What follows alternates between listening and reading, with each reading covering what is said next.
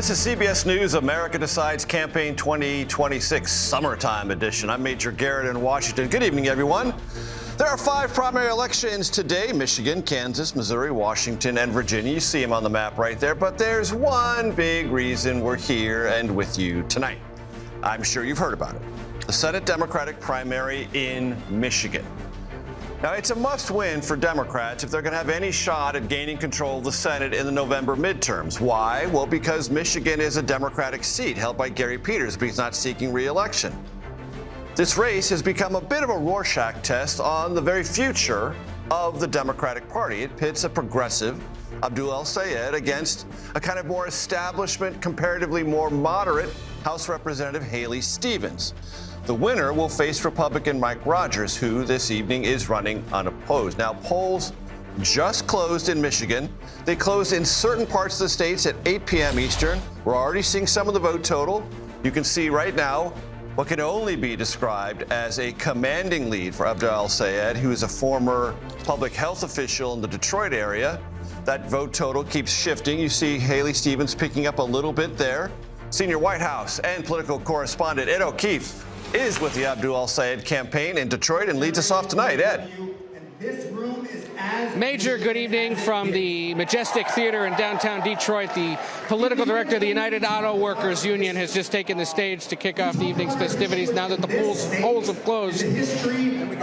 Part of the support he has received is from organized labor. And the question Michigan Democrats are being asked to answer tonight is, are they okay with, do they want a 41-year-old whose full name is Abdul Rahman Mohammed El-Sayed, an epidemiologist and Rhodes Scholar, who ran unsuccessfully for governor 6 years ago and in so doing alienated most of the Democratic Party establishment in this state, to be nominated to hold a seat that this century has been held by Carl Levin and Gary Peters? And perhaps more critically, are they willing to put someone who calls himself a capitalist, despite the fact that he campaigns with socialists like Bernie Sanders and Alexandria Ocasio-Cortez and Ilhan Omar and other progressives who've won key primaries in New York and Denver earlier this year, in this position, potentially, should he win the Senate seat, and set him up to be a presidential kingmaker in 2028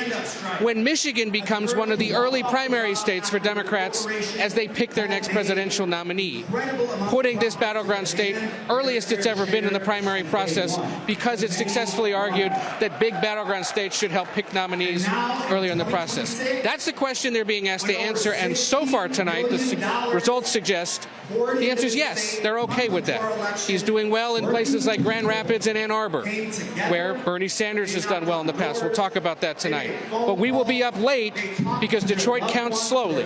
And Detroit is where Congresswoman Stevens believes is her base of support, thanks mostly to its black voters. She has successfully, she argues, prosecuted the case that given her work during the Obama years on the auto rescue, she should be sent to Washington with a promotion to serve in the Senate. El-Sayed turns around and says the tens of millions of dollars spent against me has set me up for this, has put me in this position, and it's part of the reason why he campaigns on a 3-pronged pledge.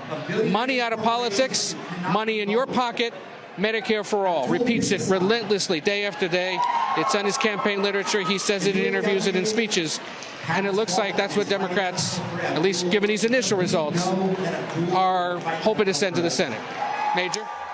And there's not a sizable crowd behind you, but at least it is noticeable. I'm going to turn now to Aaron Navarro, who is with the Haley Stevens campaign. And I don't want to let our audience get the misimpression that there is nobody there tonight for Haley Stevens. As I understand it, Aaron, you're in a separate hold room, and there are people there. So it's not a barren, non-attended victory party for Haley Stevens. It's an election night. They're just slightly off camera. Do I have that right? That is correct, Major. We are separated by a really thin barrier, so you can still hear and see glimpses of the supporters in the room next to us, where they seem to be cheering as election results have been coming in. As Ed mentioned, the Detroit area, the suburbs in the Detroit metro area are going to be key for Stevens to win or at least keep this primary close, and they seem to be cheering on for that. And, you know, just to pick up on what Ed said about El-Sayed's closing message, the closing message we heard from Stevens Stevens is essentially being very dismissive of the slogans, of the promises that he has made throughout his campaign, as she has argued that she has the experience as a congresswoman representing a competitive district north of Detroit since 2018 and has survived multiple Republican waves, thinking of 2024 in particular, and also that she would be an effective member of the Senate given that experience. All that being said, her events tend to be smaller, more low-key than El-Sayed's, and that could be emblematic of how we see this race turn out tonight. And Aaron, as I understand it, according to statewide polls, the expectation is about 30% of tonight's Democratic primary turnout could be African-American voters, and that is a constituency the Stevens campaign really believes can be helpful as the night wears on. I saw at least the argument that the campaign is making with my eyes when I was in Detroit last week. Stevens attended what is called the Senior Summer Sizzler. It is a gathering of middle to older age black voters in Detroit. And from just seeing her interact with them and talking to them throughout the day, they really cited a familiarity with Haley Stevens. She has represented more affluent counties north of Detroit, but they have said that she has made sure to stop by local black-owned businesses and stay in touch throughout the years. And they have said that El-Sayed is just not as known of a name. They don't really know much about him. And I asked also about one of the main digs that El-Sayed has had towards Stevens, which is the tens of millions of dollars in outside spending, particularly from the pro-Israel AIPAC. I asked many middle to older age black voters, does that outside spending matter to you? It's a big message of Haley Stevens' opponent. And they essentially said no. They said any group can spend on ads, but it's the voters who make up the decisions themselves. That being said, a lot of the AIPAC ads and other ads from outside groups tend to highlight Stevens and her ties to the Obama Auto Task Force during 2009 and during the auto crisis. So they're definitely targeting a certain demographic of voters in the ads that are being shown to those in Detroit.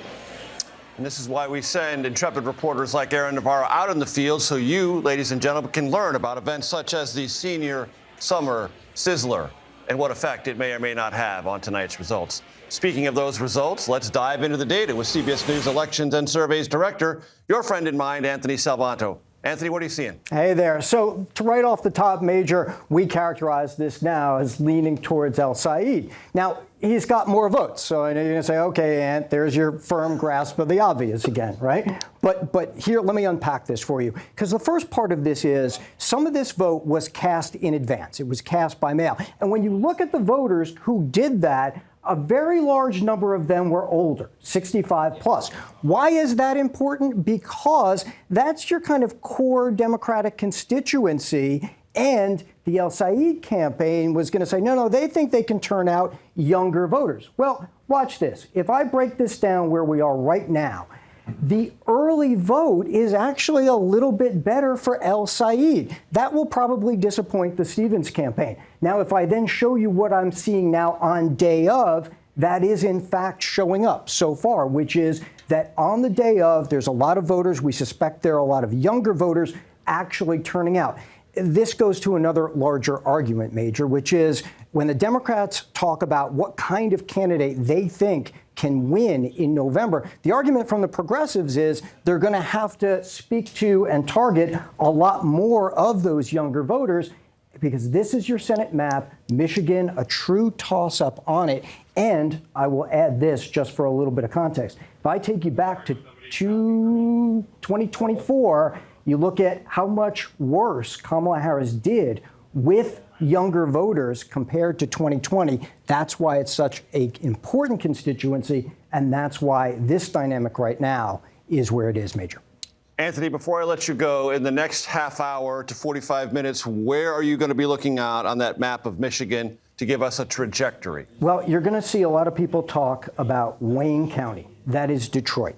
Now, right here, Haley Stevens is up marginally in just a very little vote that we have seen. I talked about that core Democratic constituency, older voters, often black voters, are going to be important there. Is that margin enough? Quite frankly, in the models, no, it is not. So that's one of the key things we're going to watch. Stick with us another 10, 15 minutes. Let's see if we get more in that.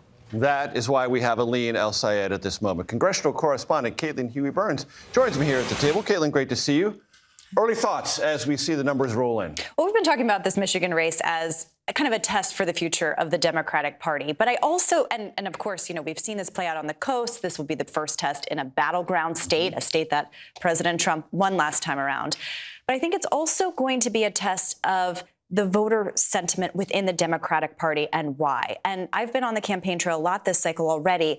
And time again, in all of these areas is a common theme. They are pissed off. They're pissed off at the president, Donald Trump. They're also pissed off at their own party. They are sick of the establishment as it is. They blame the consultantocracy. They blame the establishment here in D.C. for what happened in 2024, and they want a kind of comeuppance, it seems. Yes, and it's also according to voters I've been talking to, Democrats in Congress aren't doing enough to hold the president accountable, but also to do stuff for them. For the voters' point of view. For the voters themselves. The idea of, affordability, things are expensive, and you're hearing that from El-Sayed, you're hearing this from other candidates who have been running in this more progressive lane. Why are people getting richer while we're struggling? That is kind of an overarching theme that we've been hearing among voters. And also this idea of who can win. And you have a lot of establishment figures saying, in this case, Haley Stevens can win in November. There's a lot of voters that just don't believe that because they were also saying, well, Kamala Harris can win. President Biden can win. And they were let down time and time again. So they are testing who they think is electable in some of these cases. That remains to be seen. We don't know. A lot of data points to, if El-Sayed wins this primary, that it will be a tough road in November. But Democrats, at least in the base, are arguing, okay, well, what have you done that's worked so far? It hasn't. Why not test it here?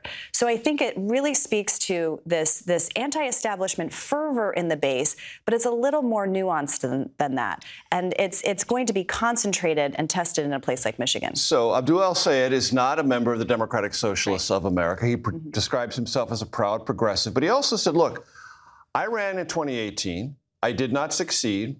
So I got my clock cleaned by Gretchen Whitmer, who became governor of Michigan, re-elected governor, who's endorsed Haley Stevens, by the way. But what I said in 2018, I am saying now. I'm not authentic, he told us at O'Keefe yesterday, as much as I am consistent. So people can rely on what I've said, because I've said it before. I'm not budging. I'm meeting the moment, but I'm not adapting, trying to fit myself into the moment. That seems to be working for him. And it worked for Bernie Sanders in 2016. He won Michigan in that primary against Hillary Clinton, and seeing a lot of those themes. And I'm also thinking a lot about 2016 in the frame of Republicans. I talked to so many Republicans in 2016 who really hated the Republican Party. Again, kind of the same ideas of you're telling us who's electable and it hasn't worked. So that was a fuel for Donald Trump. You've outlined this whole idea of how we can win, and that hasn't worked. And they went with Trump. That I think we're seeing a lot of that play out in Democratic primaries as well. I want to turn now to Terry Sullivan and Chuck Rocha. Terry is a CBS News political contributor, former campaign manager for Marco Rubio in 2016 when he ran for president. Chuck, CBS News political analyst. So, Chuck, let me start with you because there's lots for you to look at tonight in the early data. What are you seeing? Well, one thing I want to make sure that everybody's clear about what's going to happen in November. And Democrats must have this seat in November if there's any chance of us to win back the House and to win back the Senate. And this is a Senate race. And the one thing I want you to focus on is two things that I promise you are going to happen. As a Democrat, I'm going to say every Republican is Donald Trump, and they're responsible for Donald Trump. And every Republican that I know, and smart Republican strategist, is going to say, we're all a bunch of New York Democratic socialists, just like the DSA in New York. What's different with El-Sayed, and what I've been looking at, is at his rallies. The first thing he says to people is, money out of politics, money in your pocket. It's the first thing he says. The second thing he says is, everybody deserves to have health care. Let's have Medicare for all. Let's drain the swamp. Let's end foreign wars. A lot of the things that he's saying are the exact things that Donald Trump ran on when he ran Michigan. I think there's a lot of folks who are underestimating the appeal across the aisle with El-Sayed. Chuck, I want to ask you about something. This thought occurred to me last night. It's not a well-formed thought. It may be a ludicrous thought, but I want to run it by you. Because El-Sayed has worked very hard on repeating, like you said, almost mantra-like Medicare for all. And other progressives have as well. I wonder if in this election cycle, Medicare for All is the 2016 equivalent of build the wall, meaning it drives to an important issue, it oversimplifies it, but it drives to something that has tremendous grassroots appeal. Like I said, it's a not dramatically well-formed thought, but I want to run it by you. The thing that it taps into is the same thing that Donald Trump tapped in with the wall, which was a frustration. People were frustrated with the border, just like people are frustrated with costs now. And a big part of your cost is not only gas at $4 a gallon, but it's the price of your health care. Like, everybody has to pay for their health care, and everybody will complain that they're not in love with their health care company and that they pay too much for it. So it's tapping into that anxiety, and I think that's why that simplistic message does work. Terry, your thoughts? Yeah, I agree with Chuck on a lot of what he's saying here, except for the Medicare part. Look, Medicare for All, hello, I'm with the government and I'm here to help you. Like, yes, healthcare is broken in America, but the government fixing it is not the solution. And I don't think American voters believe that right now. I believe Chuck is exactly right that there's this very anti-establishment, anti-Washington approach to things. But it's not, hey, we just need more of them to fix our healthcare system, because the only thing more screwed up than the insurance companies and the pharmaceutical companies is the government of the United States. And so they're not the fix here. And so there is an anti-establishment approach here. It's strong. It's much like in 2010, where Republicans were at with the Tea Party movement. And that's where I think there's a connection here, is that Republicans in 2010 took over. I was part of a lot of Republicans beating incumbents in primaries for the first time in decades, and be able to do that in 2010, and then some of them turning around and losing the general election because they outkicked their coverage a little bit. And I think that might be where Democrats are here, where you're going to get a lot of energy in these primaries. You're going to get candidates that are further to the left, and then they're going to turn around and lose a general election. Terry, I want to ask you about El-Sayed, because one of the things said about him, even by those who don't agree with him but admire his sort of moxie and modern-day political skills, very good on social media, very good in the podcast space. There are older, more establishment political strategists of both parties who kind of look down at that. But he's saying, no, that is where the grass is greener. That's where the younger voters can be found, and that's where you can create a little bit of campaign grassroots magic. What do you think of that? Yeah, he's not wrong. Look, authenticity is king, and it has been for a while. And if you are, look, we're seeing this in this race. I mean, Stevens on her side has outspent him anywhere from 8 to 10 to 1. That is insane, an amount of money. And he's still going to beat her tonight by a significant margin, if not double digits. And that's what I believe in my prediction.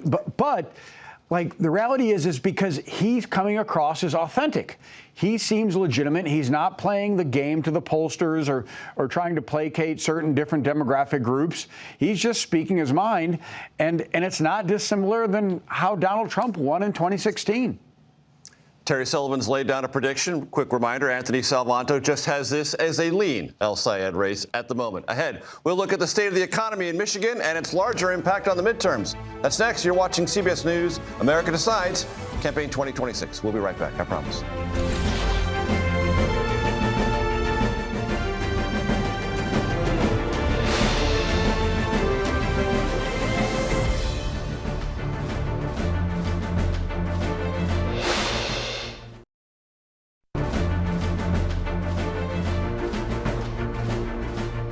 Welcome back. You are watching America Decides Campaign 2026, and we very much appreciate you doing that. We're keeping a close eye on Michigan's Democratic primary for the Senate. So let's check back into that race. As you can see, Abdul El-Sayed, just under 53%. Haley Stevens, just over 44%. We'll have more with Anthony Salvanto on that in a moment. Other big races in Michigan. Jocelyn Benson, the current Secretary of State, declared the winner in the Democratic primary. That race became infinitely easier for Jocelyn Benson when Mike Duggan, former mayor of Detroit, running as an independent, dropped out. Also, Michigan Republican governor primary, see John James well ahead of Perry Johnson. We do not have a call on that race yet, but those are the results as they stand. CBS News Elections and Surveys Director Anthony Salvanto joins us, and he wants to introduce, and I'm glad he is, a special guest. Who is it? Yeah, Major, this is Zachary Danini from VoteHub. He's head of data science there, and we are really excited because VoteHub is going to be working with us for this election cycle, including helping us analyze and make some really cool maps, which, of course, everybody likes to see. The map, Zachary and I are going to show you, tells another story beyond Wayne County, because there's a whole lot of others. And part of this goes to what we're talking about at white working class voters and young voters. I'm going to rewind the clock really quickly here. Back, yes, 10 years, but still applicable. When Bernie Sanders beat Hillary Clinton in Michigan in 2016, how did he do it? Well, he conceded these counties, including around Detroit, which were longer-term Democrats. But he won every place else. And that was one of the signals that he had perhaps a new constituency that Democrats needed to have. So I'm going to dive in here, and Zach's going to help me out with, let's start with Washtenaw. Okay, this is Ann Arbor. Go for it. Yeah, so this is where the University of Michigan is. So we talk about El-Sayed doing well with young voters, with progressive voters. This is his base. And so far, he's up by 37. So it's a big number. And I can, with the help of VoteHub, we can actually zoom in here and actually do the precincts in Ann Arbor, the individual townships around. And when we talk about dominating the vote, you see like every precinct here. Every precinct is purple. Is going that way. So in other words, a candidate hitting their marks, a candidate hitting what they have to do. So now I'm going to go back to the other map. And let's talk about Oakland. Let's talk about Oakland. This is a suburb of the suburbs of Detroit. This is Haley Stevens' territory, right? Yep, this is her home county. This is where her U.S. House district is she currently represents. So she's up by 2 now, which is a lot less than 37. I will say there's some absentee vote outstanding, which Stevens is actually winning by 35 in this county. So we think she'll get that up, but she's not winning by 37 in her home territory. And then the final piece of this we want to show you is Grand Rapids. Not a ton in there, but it's going to be important because out in Grand Rapids, we would expect El-Sayed maybe to hit better marks or hit his marks there, right? Mm-hmm. So this is absentee vote in Grand Rapids. So we think El-Sayed will grow on his margin from here. This is just Grand Rapids City. It looks like he could win it by 20, 30, maybe even 40 points. Again, this is a candidate hitting his mark in his territory. That's that VoteHub insight, which we appreciate. Back to you, Major. And Anthony and Zach, very quickly. So what I can take away from what I just heard you say, Haley Stevens doing okay where she needs to do okay, but Abdul El-Sayed doing really well where he's expected to do really well. So momentum-wise, early days, early hours, the momentum was with El-Sayed. Yes, and the little coda to that is because so much of this is early, is absentee vote, that was the place that I think Stevens and her campaign probably expected to do a little bit better. So that's her maybe not quite hitting her marks every place else. Zach, welcome aboard. Great to have you with us. Anthony and Zach, we'll be back to you in just a little bit. With us now, CBS News Saturday morning anchor and Money Watch correspondent, Kelly O'Grady. She has a closer look at the economic situation in Michigan. And let's start with the word everyone speaks, affordability, which is a placeholder for inflation, which is a placeholder for day-to-day, week-to-week, can you pay your bills? No, that's exactly right, Major. And I want to look at that from the 30,000-foot view with Michigan and then dive into the details. So Michigan's economy for the working class person, it is best described as a tight squeeze. You've got growth that's thin, and then you've got costs for households rising at a rate faster than many feel their opportunities are. And perception is everything when those folks are going to the ballot box. And Michigan is really important because it is a microcosm for what's going on at the national level. I'll share a CBS News analysis with you. Very simple math. Since 2019, the raw paycheck for the average American has grown 37%, but inflation has gobbled up 85% of those gains. So that's where that big bad word affordability comes in. Now, digging into the details, there are 4 areas in Michigan where this really rings true. Prices in Detroit are up 4%. That's above the national average. Food, though, up 6%. Energy up 20%. It is no wonder that voters are concerned about their groceries, their gas, the utility bills, instead of those broader economic statistics. Jobs, Major, is another one. The unemployment rate is 5%. That's also above the national average. But growth is the bigger issue. I was actually looking at Michigan's payroll earlier today, and it's pretty much flat versus the last year. They only added 1,000 new roles. But the bigger so what for me was the manufacturing industry. It actually lost 7,000 jobs in the past year. Michigan, of all places, right? Heart of manufacturing, the auto industry. So really, this isn't just about the employment picture. It's about whether Michigan can produce well-paying, stable jobs as tariffs really remake the landscape. Then you add on the third point, housing, and that complicates the picture. Michigan estimates that working class households, there is 119,000 shortage of homes. That's why you see a lot of candidates this primary race really trying to address that. And now let's put the cherry on top of the Sunday, Major. If you're still with me, data centers. Who is paying for this increase in electricity? Is it the tech companies? Is it the voter? It's promised jobs in construction. And so you really put all of this together. And what I am seeing is the heart of the economic question across all of these pieces is who benefits from the growth and who is really going to pay for it, Major. Kelly, you said autos and you said manufacturing. Manufacturing jobs down a net 7,000. Michigan, like every state, has a multivariate economy. There's agriculture, there's tourism, but manufacturing and autos are a big part of it. And tariffs have been a large part of the Trump agenda. And it's not just making vehicles, it's parts and those who make them. And Canada, right across from Michigan, that's got to be a part of this story. It absolutely is. And remember, as we are talking about this, the renegotiation of that very important trade agreement between the U.S., Mexico, and Canada is going on.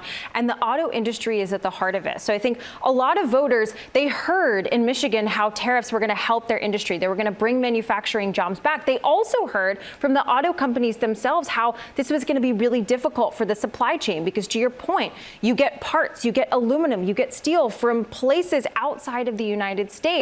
And we haven't really had enough time to see how this all comes together. And yet you are going to have those squeezed voters going to the ballot box and making a judgment call on whether the tariff promises are working. Kelly O'Grady, great stuff as always. I appreciate it very much. I want to bring back Terry Sullivan and Chuck Rocha. Chuck, your thoughts? You know, I like what was just said because I think it's indicative of Michigan. Michigan is one of the last bastions of American manufacturing. Everybody can remember this great auto industry, the great steel industry. You know, Major, I was the political director of the steelworkers for 13 years. And before that, I worked in a factory in East Texas that had 1,400 men and women working in my factory that shut down because of NAFTA and moved overseas. That story's been told all across Michigan, and it resonates with people when they're very anxious and feeling that things are going up and nobody's listening to them. Their government, they're elected. That's why I think it's really a change elections. Donald Trump, as a Democrat, I give him credit because he tapped into that anxiety, and I think that's what El-Sayed's doing tonight. Terry, on that point of the president in 2016 and again in 2024 tapping into anxieties, offering remedies, on manufacturing writ large, that's still an incomplete story for this administration. Lots of rhetoric, but not the jobs on the board that they were hoping to see by this time. Yeah, look, this is going to be a situation where Mike Rogers has to run his own campaign, and it has to be separate from what the administration has done or has not done in this situation. And it's got to be a choice between the two candidates. And I think if Mike Rogers places this as a choice between he and El-Sayed, then he can win this thing and has a real good shot of winning this thing.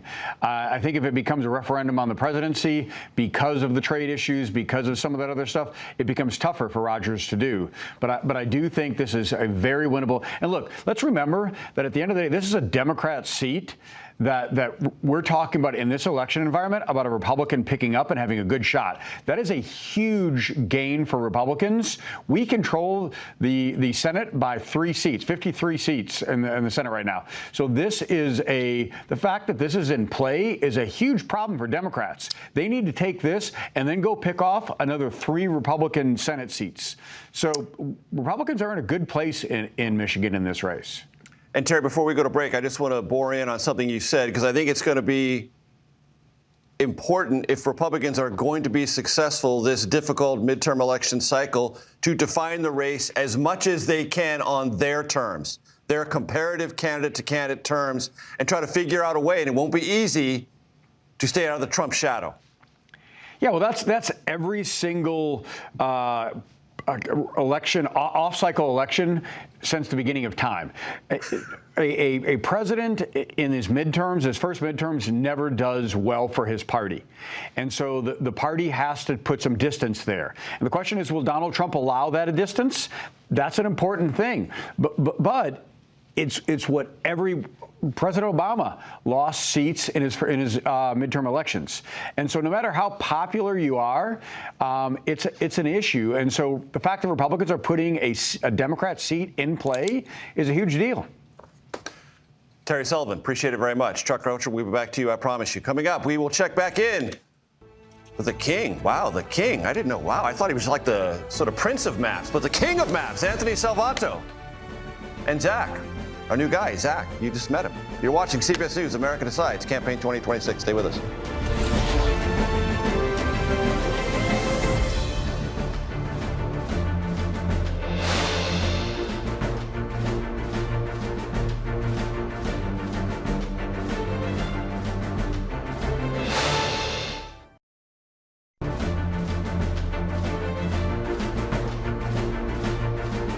Welcome back. You're watching America Decides Campaign 2026. Thanks so much for being with us. I'm Major Garrett. Michigan Democratic Representative Debbie Dingell joins us now. Congresswoman, always good to see you.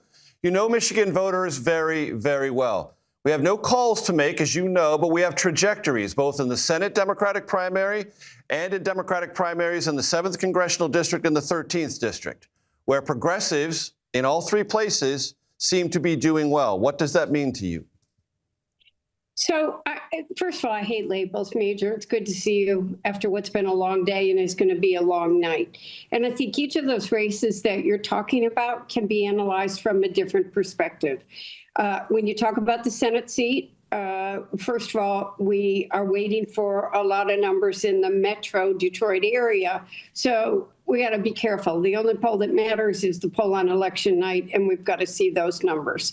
And I think they both ran very strong campaigns. Everybody has been saying that Abdul was going to win. I think we got to wait and see what happens tonight. The Detroit vote will matter, and it's always one of the last in. On the other two, I think they're very different circumstances. I think you're talking the Detroit seat, the other Detroit seat, and I think there are a lot of very complicating factors in that. Including how members are perceived, casework, known for delivering for people, and that a label doesn't work in that seat the way that you want it to. It's really based on people's works and performance and what you see. And in the 7th District, you had a three-way race. You had three strong candidates. But the candidate that's lived in that district the longest is the candidate that's ahead right now. He has been very involved and engaged in the district for years and is better known. So I think you got to be careful at overanalyzing the way that everybody wants to do and pitting people against each other. You know as well as I do, Congressman, probably much better that tomorrow, whatever the results in the statewide race, the Senate campaign, the imperative for Michigan Democrats will be to find a path as soon as possible to unity. Do you think that's going to be possible? It's got to be possible. I've been working it all day. And you know me, I stayed neutral in these races because I know the importance of pulling together. And people have been trying to pit us against each other all day. How can you go with someone? I think you're going to find that there's far more in common in all of these races than there are differences. And everybody knows what's at stake in November. And that when you talk about the issues that matter, that when you talk about, it was an excellent economic analysis, by the way, of the state of Michigan right now. And people are hurting. And when you talk about groceries and gas and home buying and talk about a broken healthcare system, you tell me who's going to fight for the working people of this state, fight for those jobs, not going to be afraid to stand up and say, hey, tariffs are a tool in the toolbox, but chaotic tariffs are hurting our jobs here in Michigan. And I think people know what's at stake in November, but we got our work cut out and we got to do it in these next few days. Congresswoman, it's Caitlin Huey-Burns. Good to see you. I want to pick up on that point about working voters in Michigan, because back in 2016, you were critical in your assessments of the party and their failures in your home state in that election. I'm wondering if you see any similar themes between then and now within your party, and any lessons learned that you think should be applied here in this go-round. So I continue to say, by the way, it's not just a problem in my state. It's a problem for Democrats, period. We are still not getting those union halls back. And we need to go in and listen to those working men and women and hear what they're worried about and the issues that they want to see us talk about. And they're the issues that you just talked about when you talk about what's the economy of Michigan like right now. Too many of them have seen their jobs shipped overseas. They want to have job stability. They want to see those manufacturing jobs brought back to this country. They want to see trade policies. They want to see people care about them in the issues that matter to them every single day, like how much groceries cost, how much it costs to commute to work when you've got the price of gasoline this high, how they can't afford to buy a house anymore, especially young people. And we all have to do, you know, if you go look at the op-ed I did in the Washington Post the day after that election, you'll find it's got a lot of things that are very common to what we're talking about right now. Congresswoman, before we let you go, you mentioned Wayne County, Metro Detroit. As I mentioned earlier, some of the analysis I've seen before this, about 30% of tonight's turnout could be African-American voters in Michigan, concentrated in Wayne County, Metro Detroit. That's why you're identifying this as an important place to keep an eye on and hold all of your powder about projections until those come in? I think I do, by the way. You've seen the numbers. People were calling me and saying that this race was over an hour ago, and you've seen those numbers tighten. I think this race is going to be tighter than people think. And, you know, I've got a really good political gut, as you know, Major. I, in 2016, said months out, Hillary's going to lose. I knew Kamala had lost. I just, my gut sees what some of these polls are saying. I think this race is tight. And let's see what the night brings. But then we got to all pull together, and that is very important. Congresswoman Debbie Dingell, thanks so much for your time. I appreciate it very much. Caitlin, thoughts? You know, it is very interesting because she was kind of the canary in the coal mine in 2016. I remember being at the Detroit Economic Club covering then candidate Trump, and she pulled me aside. And she rolled her eyes and she said, all this Hillary stuff, it's in the bag. Don't believe it. There are real troubles here. I'm not saying Trump's going to win, but I'm saying there are troubles in Michigan. She pulled me aside in the summer of 2016. She was right. She was right. And it's been 10 years now, and these issues are the same. It's amazing that, and this is, again, why voters are so angry, because they've been talking about this for the better part of a decade, and they're not feeling like anything has been done about it. These issues of affordability wasn't called affordability back then, but it's the same kind of thing. People are getting ahead, and I'm falling behind. You're seeing that theme over and over again. And I'm curious, though, I wanted to ask her if she does think that El-Sayed could win in a general election, because that is also going to be the test in terms of Democrats uniting around him. And not all of them have said that they will. No, they haven't. Earlier today, I asked Chuck Schumer, who's the Senate leader, wants to be the majority leader, if he will endorse El-Sayed if he wins. And he wouldn't answer, but said, we're going to win in Michigan. And that's kind of the refrain that they've been saying over and over again. But there is this concern about whether he can. His argument is, if you're speaking to voters, they'll show up and be enthusiastic to show up. It's an open question. El-Sayed told our Ed O'Keefe yesterday in his interview, electability is the proof on election day. Yeah. And if I'm outspent 7, 8, 10 to 1 and I still win, yeah, by definition, that means I'm electable because I can withstand a lot of outside spending, which is what I'm going to face if I'm the nominee against Mike Rogers. Anthony Salvanto back in the broadcast center in New York. Must be where all the cool kids are hanging out, because yet another special guest has arrived. Anthony, take it away. Yeah, because at the data desk here, I have the pleasure of being surrounded by some very smart people. This is J. Miles Coleman, who's the associate editor of Crystal Ball. So when folks talk about handicapping house races, nobody better in the business. My friend Kyle is down there with you. You'll see him in a minute. But let me just show you very quickly, because we've been talking about this as we were listening to your interview, and I wanted to pull this up. Right now, Democrats don't think as much of their party's economic policy as Republicans think of theirs. What does that mean as we watch tonight unfold? It means that these candidates are trying to make the case in their primary that they can direct the party in a way that they think meets those economic needs. That's part of the argument here. Now, where does that play out in the House? Miles, I'm going to toss this over to you, but we're going to tell them very simply.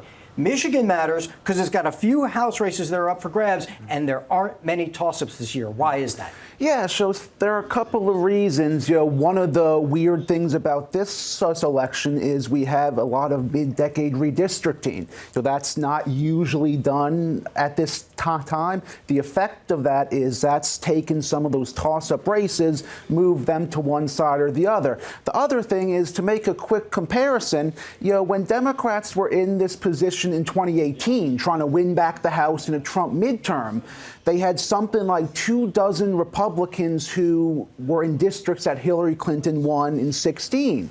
This time there's only 2 or 3. So, those would be like the logical kind of toss-up. They don't have the cross-partisan advantage. Not as much of that anymore. Yeah, exactly. And that's just a great point, because I'm going to move over here and I'm going to show you these are where that smattering of competitive districts are. And I'll just go ahead and circle there. There's 4 in Michigan, and that's pretty high for a state. There aren't many states that have that many, right? That's right. So that's why Michigan matters, and again, why the economy then impacts how those districts could potentially swing, Major. Anthony, before I let you go, our characterization of the Senate Democratic primary still lean El-Sayed. We heard Debbie Dingell, the congresswoman, say her gut is this is going to tighten up. Her gut is good. Her gut is something she relies on politically. But what's the data telling us and the trend lines in the last half hour or so? That is true. It has tightened since we last spoke. El-Sayed now at 51 to 45 for Stevens. That is tighter than the last time you and I talked. Yes, it is still leaning his way. And you can see on the map, though, the reason that has tightened, and that is the vote reports that we are getting. Initially, we thought, okay, he was on a trajectory to do better. But there's a lot of these yellow-colored counties in here where Stevens so far is hitting her marks. That's a tighter race. Anthony Salvanto and Miles, we appreciate it. Senior White House and political correspondent Ed O'Keefe with the Abdul El-Sayed campaign in Detroit. Ed. I just want to go back to the conversation with the congressman for a moment. I think we have to remind viewers who are not as familiar with Michigan or Detroit area politics. Her husband, of course, was John Dingell, the longest-serving congressman in American history. His father also served from the 1930s to the 1950s. And she reminded me of something yesterday when we had breakfast. She said, in some parts of the country, the idea of Medicare for all is going to be seen as extreme or way too liberal. But I want to remind people the Dingells were among those that pushed for the passage of Social Security, and we consistently won elections in this area. And John Dingell, her husband, would introduce legislation to pass Medicare for all, and she supports it virtually every session. So she said, am I a socialist? Am I an extremist, liberal Democrat? Most wouldn't necessarily characterize me that way, but there is a strain of Michigan Democratic politics that has always agreed with that concept of trying to pass something like Medicare for all, and we won elections. And maybe he can do that, she suggested, by continuing to push for that big, bold idea that, as you were talking about earlier, Major, is sort of seen as a litmus test or a rallying cry for the left this year. This campaign believes that we will get more clarity in these results sometime after 10 p.m. Eastern, about 11 minutes from now, as results continue to come in. But it was Dingell and Anthony and others who have said you have to watch later into the night as the results continue to come in here in Detroit and in the suburban counties around it, because Stevens may very well have enough there to at least keep this close. So that is part of what is the holdup here, and everyone anticipated a longer night. As for what's going on here, this is one of those great legendary downtown theaters that once was one thing and now is one of those standing room only music clubs. And it's the kind of place that hosts primary night rallies all across the country. We saw that in Brooklyn last year. We've seen it in other parts of the country. What you have here are a few hundred of his support, only a few hundred of his supporters, and a handful of the kind of micro and macro liberal digital influencers that are helping fuel campaigns like El-Sayed's. Hassan Piker is here. There are other guys with other organizations called The Coup, live streaming from the floor, doing what we're doing to much smaller and far more ideologically aligned audiences. That is the kind of organizing that is now being done with these successful Democratic campaigns. On your phone, streaming live to maybe just a few hundred people. And one of the things that Hassan Piker, for all the controversy that he creates in his statements and in things he has done and said about the Democratic Party, that we started to see in recent days in a handful of the primaries here, and some we'll see next week in Wisconsin, is he's now hosting live streams where he's telling those that are watching, by the way, go donate to this candidate while you're watching me talk to him. And these candidates are starting to raise 4 or 5 figure sums in just a few minutes from his followers. That's the kind of sort of digital outreach and fundraising and organizing that you're going to see a lot more of as we go into the fall and as we get ready for the presidential contest in 2028. On the scene, live streaming, fundraising, and activating. All of it a part of the new matrix of American politics, just summarized by Ed O'Keefe. Ed, thank you very much. You are watching CBS News America Decides Campaign 2026. I have a promise. We'll be right back.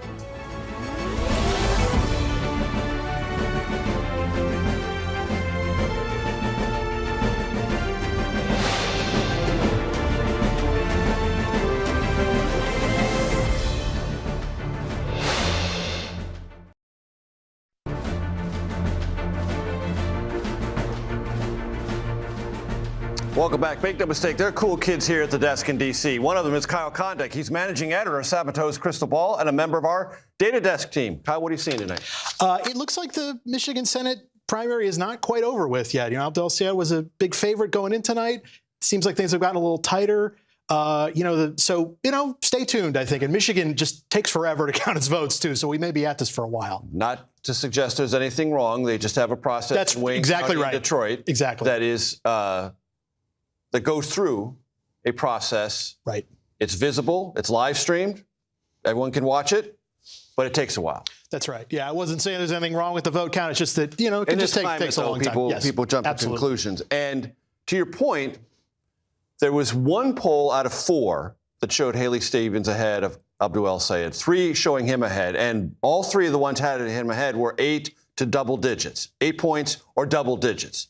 So this looks a bit tighter than the punditocracy was expecting or projecting. Yeah, I think that's right. Although, you got to remember, there also are lots of differences between, what kinds of votes are being counted at what times. Is it in person? Is it mail-in votes? As Stevens is doing better in it might be sort of vary by county. So there's just a lot to sort of sift through. But we also have to remember we can't make judgments until everything is in. Right. What else are you seeing tonight that's of interest to you? We're talking about sort of progressive strength in the Democratic Party. A sort of a win for the establishment came in Missouri. Wesley Bell in the 1st Congressional District defeated Cori Bush. Handily defeated Cori Bush. And who had that seat, lost it to Wesley Bell. This is a rematch. Yeah, and that is a super safe Democratic seat, but that's an interesting result. Another one to watch in Michigan is Michigan's 7th Congressional District around Lansing. That used to be now Senator Lisa Slotkin's House seat. Now it's Republican Tom Barrett. A progressive William Lawrence is leading there. There's sort of an establishment split between 2 other candidates, but that one's been getting a little bit closer as time has gone on, too, so we'll see what happens with that one. Excellent. I want to go back to Anthony Salvanto in our broadcast center in New York. If he is available. Anthony, are you there? Kyle, there. you mentioned always there. Did somebody say Michigan 7? That is your up to the second vote. Kyle, you are right. That's gotten a little bit tighter, but that is one to keep an eye on. And it's one both you and I think, obviously, that's a potential toss-up going into November, right? Now, Anthony, yeah. Let me just jump in. The numbers there make it clear if there were not a split of the so-called establishment/moderate candidates, the progressive would not be ahead. Yes. And in any multi-candidate race, you're going to see some of that phenomena. But yes, that is correct. And you see, here Mazdam does not lead in any particular county, but that's a solid almost 31% right now. So that one, I suspect that's going to be another couple hours before we know it. But again, the point of, there's maybe 4 seats, 3-4 seats in Michigan that come November, we're going to be sitting here talking about, and this is going to be one of them. So that's a stay tuned moment right there. Anthony, back to the Senate race. Yep. What are our newest numbers? and what is our current characterization? So current characterization remains as it is. El-Sayed does have the lead here. It has gotten tighter over the course of the night. There's a reason for that, and that is, you might remember right at the top, I showed you that I was going to be comparing and watching the 2016 vote. Yes, it's 10 years ago, but it's that Bernie Sanders vote where he did well throughout the state. So far, what we don't see is El-Sayed doing as well throughout the state. In fact, Stevens doing better, El-Sayed underperforming that Sanders vote. That's the story. So now, for now. Current characterization, lean Abdul El-Sayed in that Democratic Senate primary. When we have a projection in that Michigan Democratic Senate primary, we will bring it to you right here on CBS News 24/7. I want to thank you for joining us. Thanks to all of our correspondents and colleagues. I'm Major Garrett in Washington. Thanks for joining us. Have a great night.